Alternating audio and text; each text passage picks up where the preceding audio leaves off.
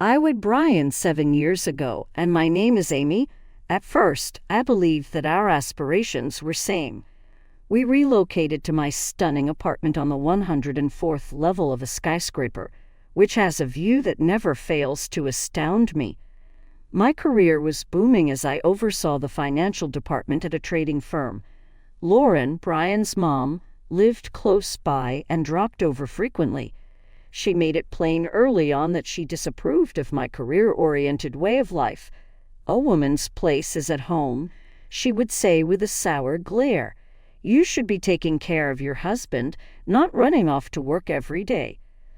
Lauren kept going on and on about the qualities a good wife should have, but I did my best to remain calm by smiling and nodding along. I was irritated on the inside, though. I had always been upfront with Brian about my desire to advance professionally before starting a family, and he had always supported my decision. But I could see him gradually changing his viewpoint over time, probably influenced by his mom. Brian and Lauren were having a quiet conversation at our dining table. One evening, when I returned home from a long day at the office, I felt uneasy since they halted the moment I went in. Squeezing out a nervous "Amy," Brian spoke. "We need to talk." I set my suitcase down and took a seat, my nerves shaking. First, Lauren had a word. "Amy, our hearts are heavy with concern for you. This labor is bad for you. Your spouse and home are being disregarded by you. At what point in time will you consider starting a family?" In an effort to maintain composure, I inhaled deeply. Brian, Lauren, and I had previously discussed this. We have decided to prioritize our jobs before considering establishing a family. In his chair, Brian shuffled uncomfortably. "Perhaps, Amy, it's time to reevaluate. Mom was correct. We aren't growing any younger. Every night, I am bored of eating takeaway since the place is so untidy." What I was hearing was unbelievable. "Are you kidding me, Brian? We discussed this earlier. You have no idea how much I value my job. More important than your family." Lauren intervened abruptly. My chair made a loud, scratching sound as I got to my feet. "Working here allows me to provide a future for my family and myself. Brian, I thought you got it?" I retreated to our bedroom and secured the door afterward. My gaze was fixed upwards as I reclined on the bed. I had no clue how accurate my suspicion that this was only the beginning of my troubles was, but it persisted nonetheless. Before Brian even woke up the following morning, I departed for work. By making a solemn vow to myself on the elevator, I resolved that not even Brian would be able to derail my progress toward my objectives. Too much effort had gone into getting here, and I was not going to give up now. I was so intent on proving myself that I came to the office earlier than normal and stayed late into the night. Everyone took note of my efforts. My secretary buzzed in a few hours after that. "Mrs. Alexander, the president, would like to see you in his office." Making my way to the top floor, my heart was racing. As president of our company, Mr. Timothy was renowned for his astute business acumen and knack for shocking staff. "Amy, come in," he said as I rapped on his door. "Have a seat." With both fists clenched in my lap, I settled against the leather chair's edge. "I've been keeping a close eye on your work," Mr. Timothy started, his expression making no sense, "and I must say I'm impressed." Unaware that I had been holding my breath, I released it. "Thank you, sir." His gaze was intense as he leaned forward. "We're combining with a big corporation in another city, therefore we're growing, Amy. Our top talent must be involved in this massive transition." Something accelerated my heart rate. Did this point to what I anticipated? "I'm thinking about promoting you to the position of department head," he went on to say. "However, Amy, I will not deceive you. It will not be easy. More effort than ever before is going to be required of you. Could you handle it?" Brian and Lauren's expectations of me were on my mind. Then I remembered the many nights I'd stayed up to work and the satisfaction I'd had upon a project's completion. A strong "absolutely, sir," came out of my mouth. "It's on. I will not disappoint you." It was as if I were weightless when I walked out of Mr. Timothy's office. I have spent years striving for this. When I was ready, I told Brian. I was certain that he would comprehend the significance of my career to me once he witnessed my progress. I stopped at our go-to spot on the way home and got Brian's favorite food. I purchased a dozen roses and a bottle of champagne. Because of its merit, I wished to make it an occasion to remember. As I unlocked the door to our flat, I juggled the luggage. "Brian?"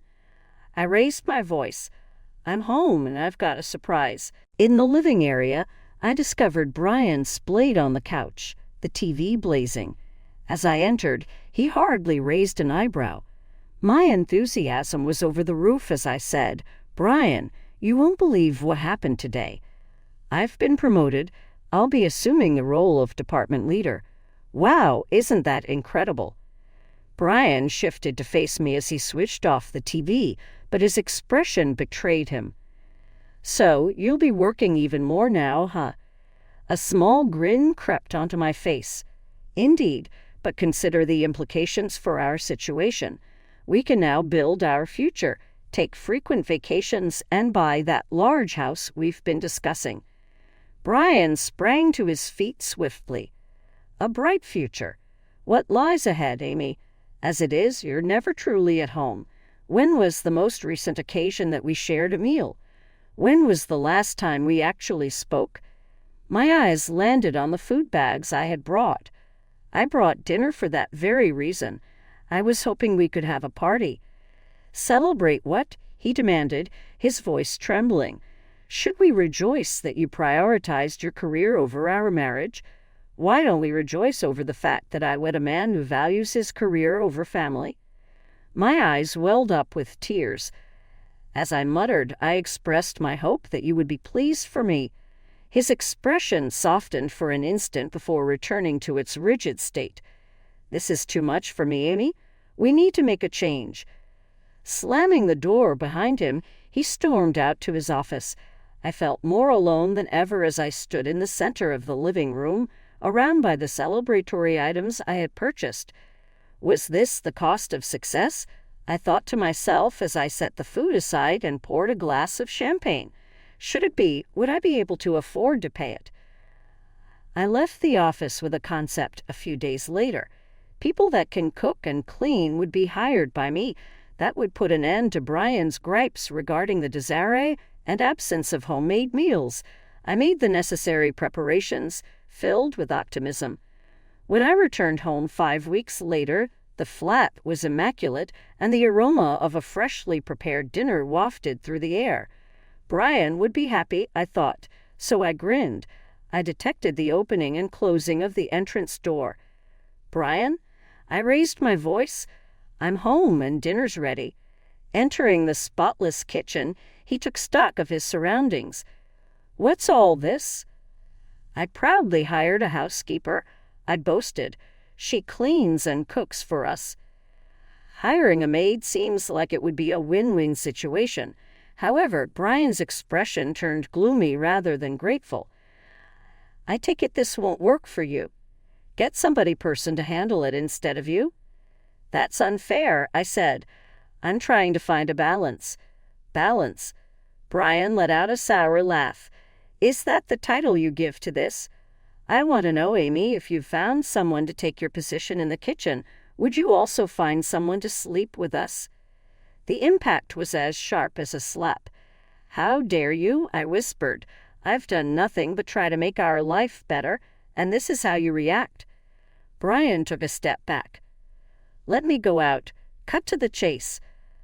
I found myself in the immaculate kitchen, all by myself, while the unfinished supper sat there, about to grow cold as the door banged shut behind him. Brian and I seldom exchanged words for the subsequent 3 days. I dove headfirst into my work, my mind set on the impending merger. My personal life was a complete disaster, but dealing with financial reports and spreadsheets was a breeze. I finally mustered up the courage to try on a rare Saturday when I was exempt from work. In honor of our most recent anniversary, I wore the dress Brian had given me and spent the morning preparing his favorite meals. We also set the table with our most cherished dishes. Brian returned home, and I smiled and waved to him. I was hoping we could enjoy a pleasant evening dining together, I added, attempting to maintain an upbeat rapport. Just the two of us. After a brief exchange of glances, Brian discreetly nodded in agreement. A new beginning, I thought with a surge of joy, could be just what we needed. The doorbell sounded as I was preparing to bring out the appetizer. I proceeded to respond to it, my mind jumbled. As she stood in the corridor, Lauren was there.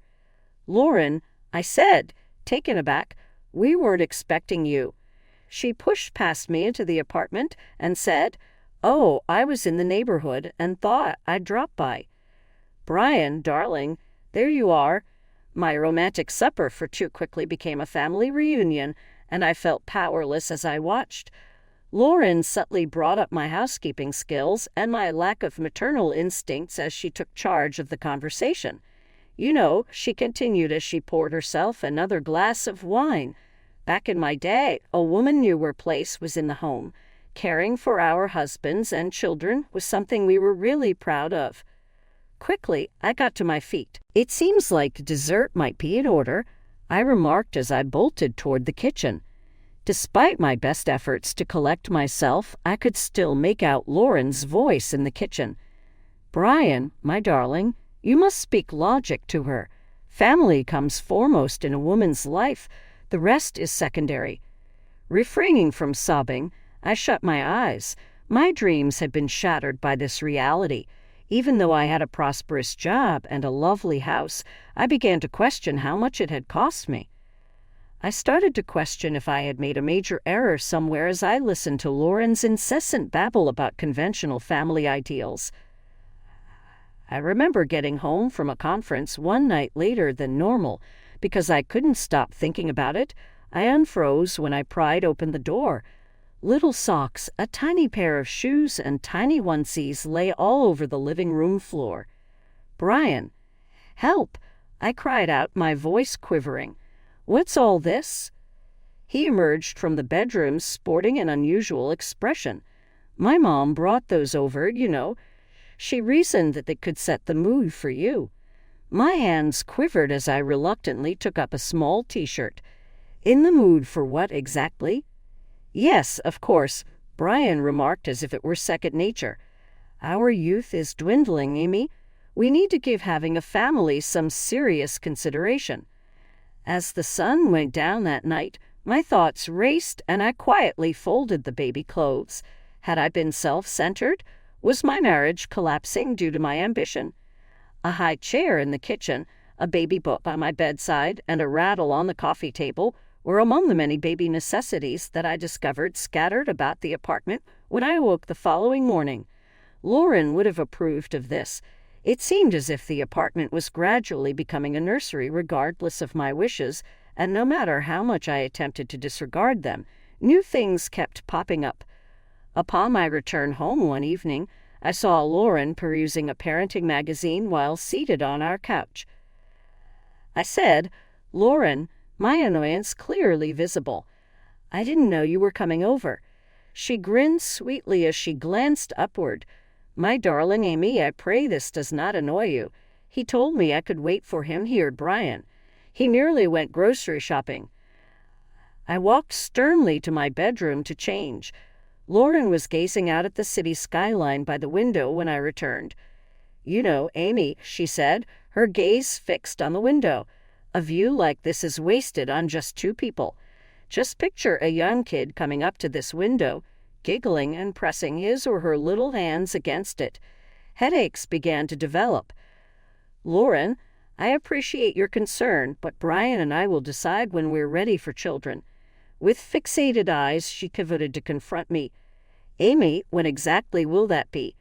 After you've put in all the hours and are ready to die. When will it be too late?"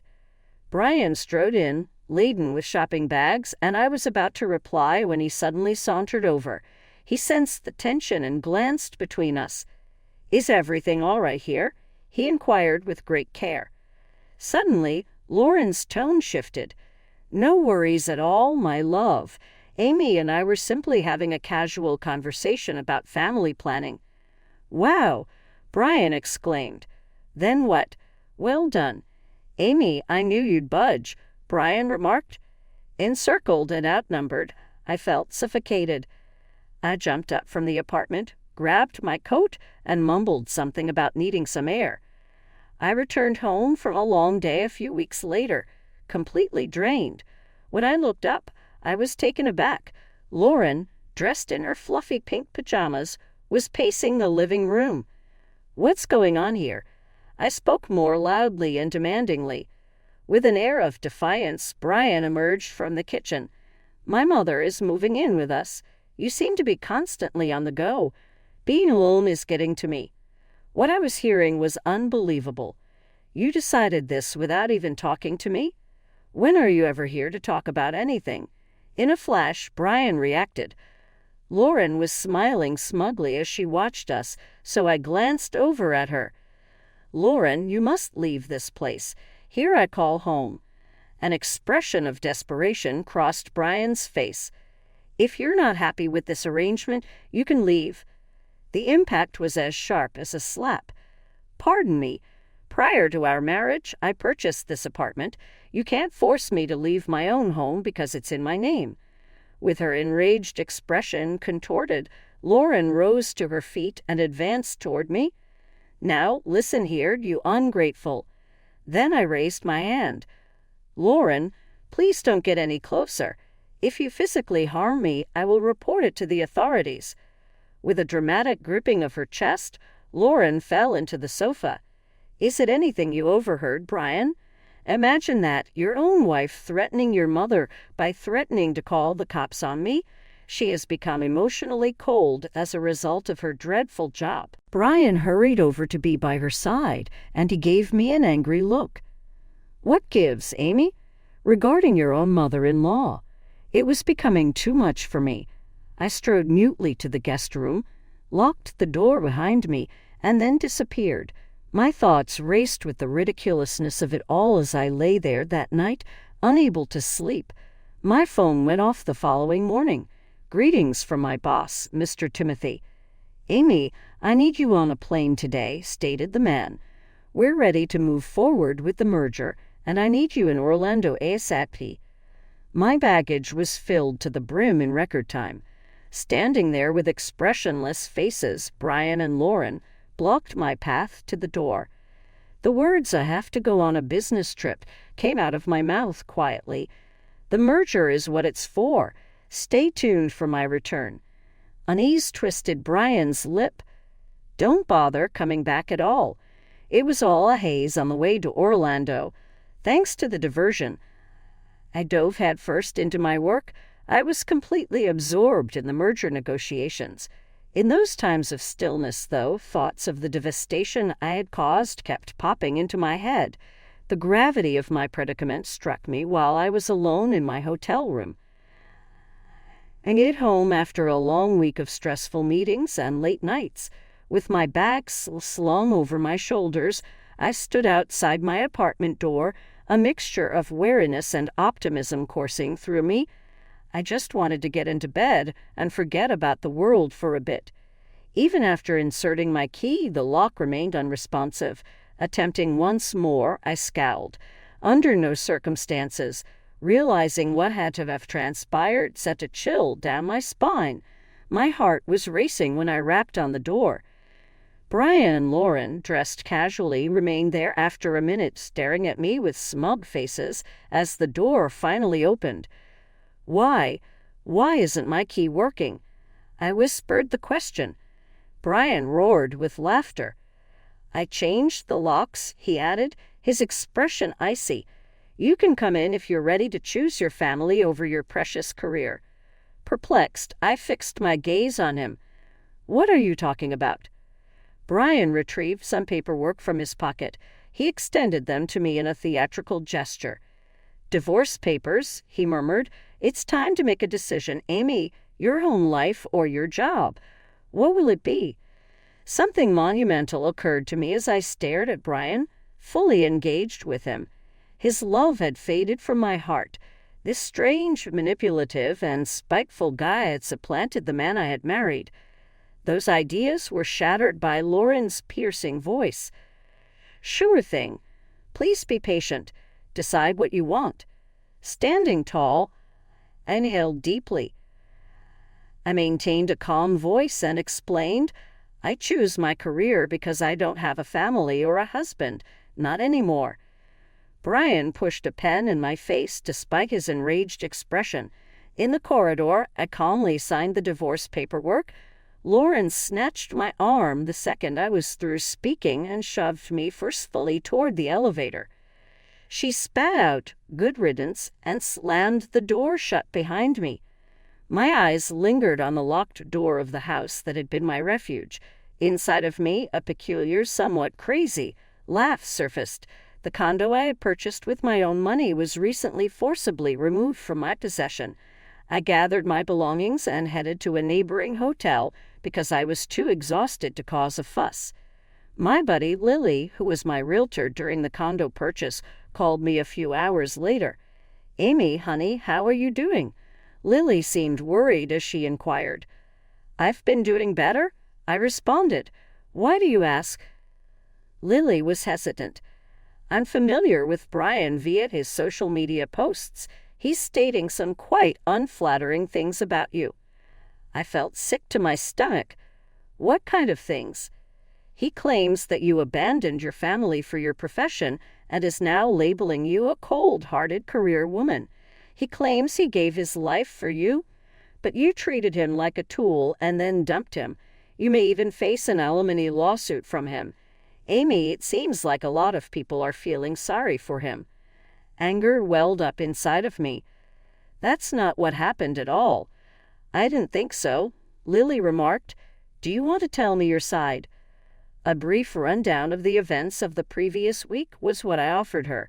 Lily was quiet for a while after I finished speaking. "Oh, Amy," she murmured eventually, "truly empathize with what you're going through. Pay attention. I'm going to clarify things with our coworkers and friends. The reality must be known by all." With a knot in my throat, I managed to utter, "Thanks, Lily. I really appreciate that." Anger at Brian's lies, appreciation for Lily's encouragement, and a rising resolve were the emotions I had after we ended the call. Even though Brian had temporarily taken possession of my home, I would not allow him to desecrate my honor or reputation. At that very moment, I saw Mr. Timothy's name on my buzzing phone. I felt sick to my stomach. Answering, I drew a deep breath.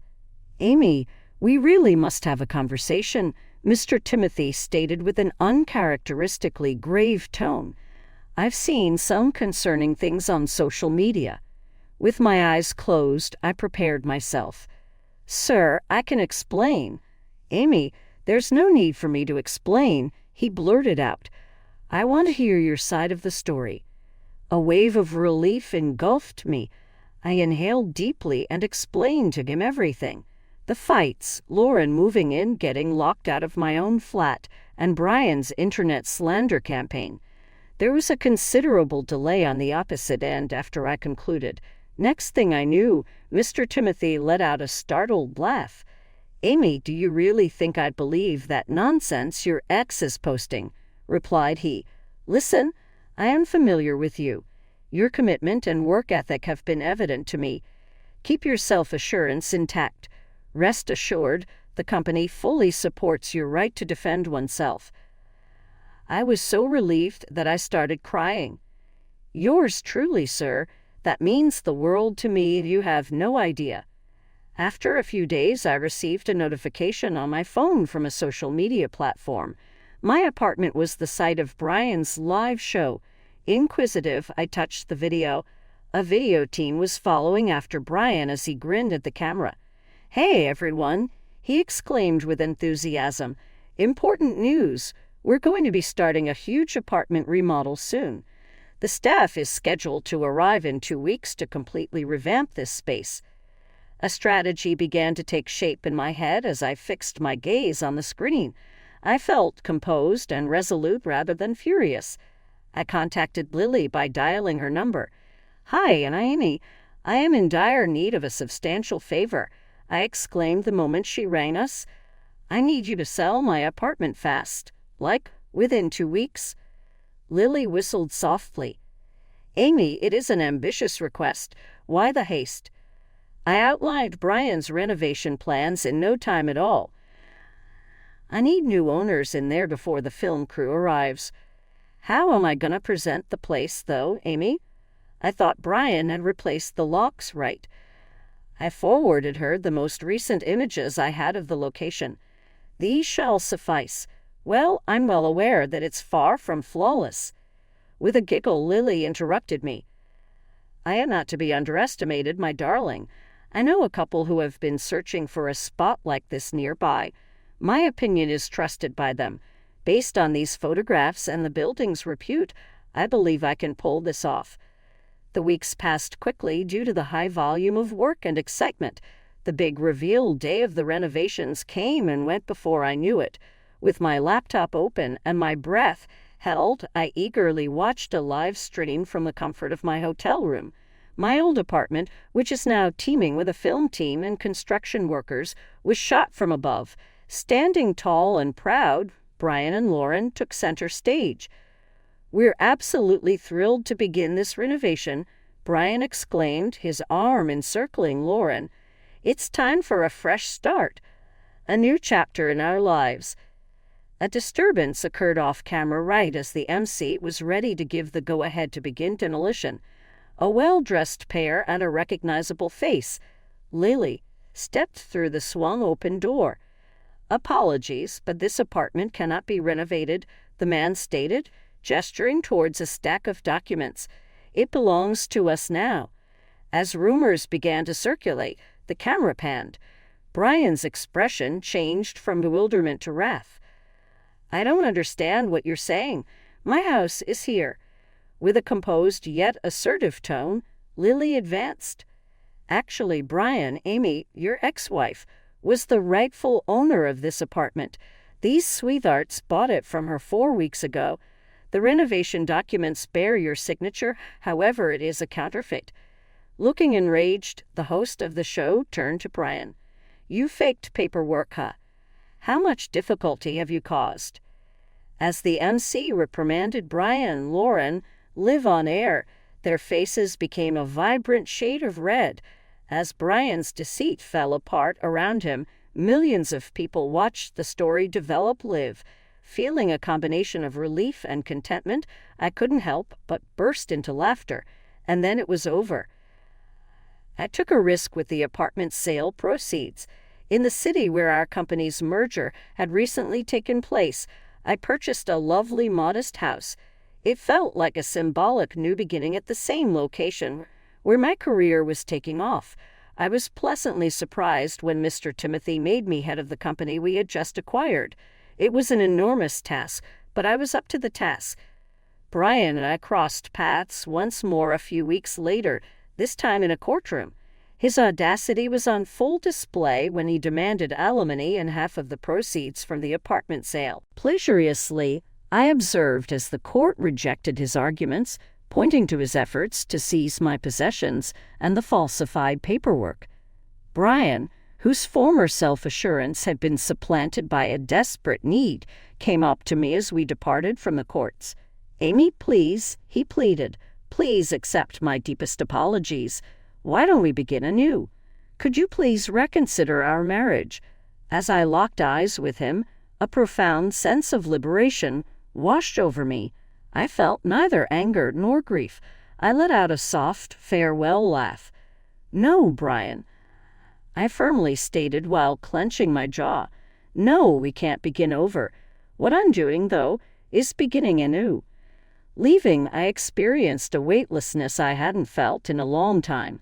I had a lovely new house that was really mine. My career was taking off, and I was well respected by my colleagues and bosses as the leader of a successful merger.